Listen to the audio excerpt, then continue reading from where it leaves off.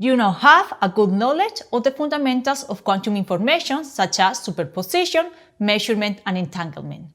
I hope it is clear at this point how powerful quantum computing can be compared to classical computing.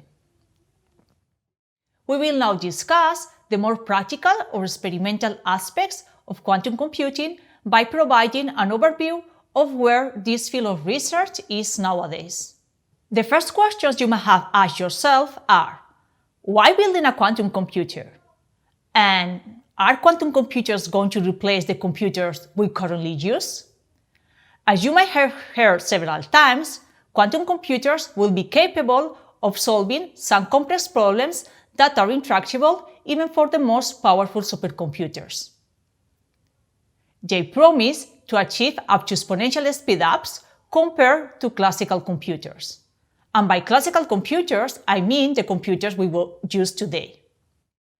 However, it is not that quantum computers will replace classical systems, but they will be much faster at solving some specific problems, such as the ones related to simulation and optimization. This will allow, for instance, to improve the materials used for building airplanes or for solar cells, to develop better car batteries, or even the discovery and development of new drugs. In addition, quantum computing will potentially impact other industries such as logistics by solving the well-known traveling salesman problem or the financial sector thanks to the similarities between quantum and the financial modeling. One of the most famous examples at which quantum computer can excel, though not the most realistic one in the short term, is its application to encryption and decryption of data. Thanks to its ability to factorize large numbers, it is said that if a universal and large-scale quantum computer is built, it will break one of the most widely used systems in cybersecurity called RSA. Let's now talk about the progress of quantum computing. Although quantum computers are almost every week in news, the idea of building a quantum computer is not something recent. It was in 1981 when the physicist Richard Feynman, during his seminal lecture Simulating Physics with Computers, proposed to build a new kind of computer, a quantum computer, for simulating quantum mechanics. Since then, the field has experienced a remarkable progress. That goes from the development of the first quantum algorithms in the early 90s, such as the Shor's algorithm for factorization of numbers, till the creation of the first company dedicated to the fabrication and delivery of quantum computing systems. D-Wave launched in 2011 the first commercial quantum computer called D-Wave 1 that runs on a 128-qubit processor. It has to be mentioned that these computers are based on quantum annealing. Nowadays, there are different quantum technologies that are being explored and used for the implementation of qubits. Some examples are superconducting qubits, trapped ions, quantum dots, NV centers, or Majorana qubits. As we will see later, we are in the next era in which error-prone quantum processors consisting of a few tens of qubits already exist.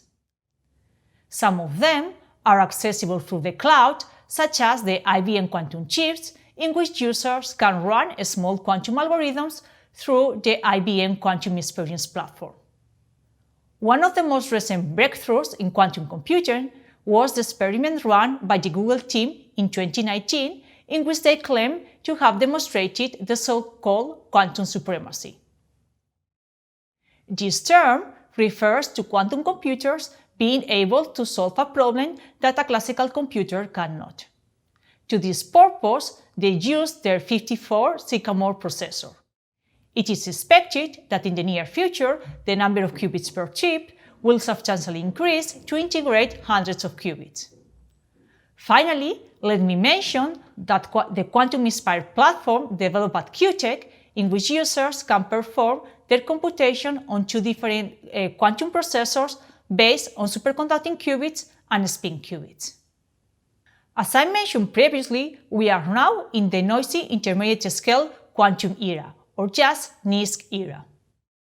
This term, that was introduced by John Preskill, refers to the current quantum processors and the ones that will be developed in the near future.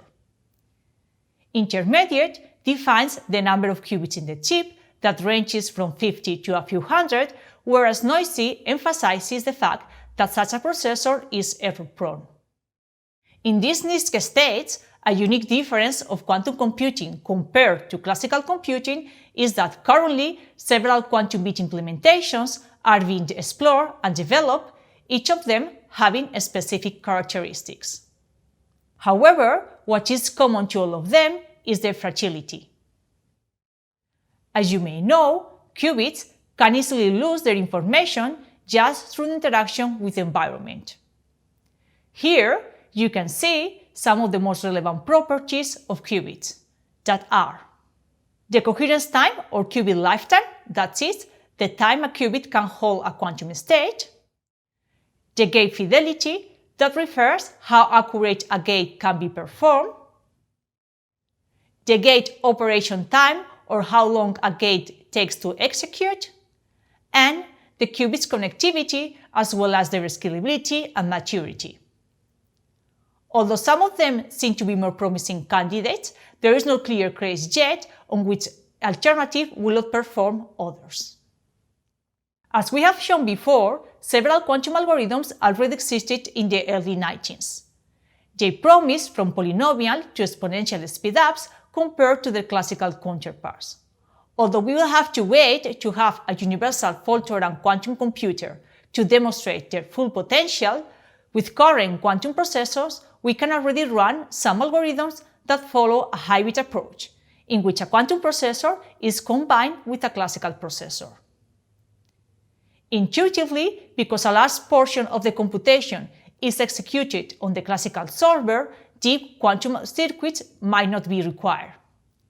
This kind of algorithms usually use parametrized quantum circuits whose parameters are updated in each iteration. Some popular hybrid quantum classical algorithms are the quantum variational eigensolver, or VQE, and the quantum approximate optimization algorithm, or QAOA.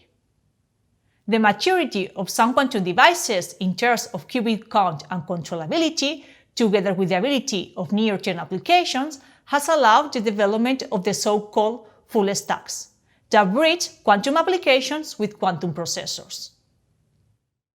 What these higher layers of the stack allow is to express a quantum algorithm in a high-level language that is further translated in a quantum circuit by the compiler. This circuit is decomposed, optimized, and mapped to a given quantum device. The resulting circuit is then translated into a series of low-level instructions and ultimately to their corresponding pulses that operate on the quantum device. This figure illustrates the levels of abstraction for a quantum computer system. As in classical computers, the top levels correspond to the software, whereas the bottom ones are part of the quantum hardware of the computer.